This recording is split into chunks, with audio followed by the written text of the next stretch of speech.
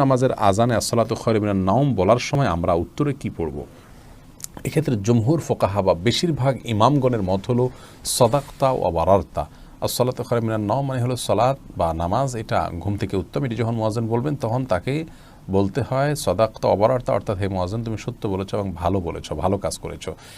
এই কথা বেশিরভাগ ফোকাহা একরাম বা জমহুর ফোকাহা একরাম বলতে বলেছেন মুয়াজ্জিনের জবাবে, এবং একটি রেওয়ায়েতে এটি এসছে, যদিও রেওয়ায়েতটা সনদকে অনেক মুহাদ্দিসগণ জয়ীফ বলেছেন।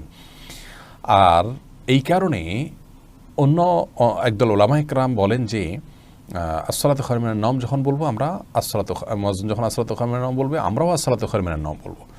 এর কারণ হলো যে আসসালাতু খায়রুম মিনান নাওম এই বাক্যটি মুয়াজ্জিনের বাক্য, আর এক্ষেত্রে নবী আলাইহিস সালামের সাধারণ যে নির্দেশনা বুখারী মুসলিমে আসছে যে ফাকুলু মিসলা মা ইয়াকুল ইযা সামি'তুমুন নিদা, যখন তোমরা মুয়াজ্জিনের আযান শুনবে ফাকুলু মিসলা মা ইয়াকুল মুয়াজ্জিন, তখন মুয়াজ্জিন যা বলবে হুবহু তোমরা তা বলো। শুধুমাত্র হাইয়া আলাস সালাহ হাইয়া আল ফালাহর মধ্যে নবী আলাইহিস সালাম ওই হাদিসে লা হাওলা ওয়ালা কুওয়াতা ইল্লা বিল্লাহ বলতে বলেছেন, অতএব দুইটা বাদে বাকি সবগুলোতেই ওই হাদিসের সাধারণ যে নির্দেশনা সেটা অনুযায়ী আসসালাতু খায়রুম মিনান নাওম শুনলে আসসালাতু খায়রুম মিনান নাওম অর্থাৎ হুবহু এটা অনুকরণ করার নির্দেশনা দিয়ে থাকেন।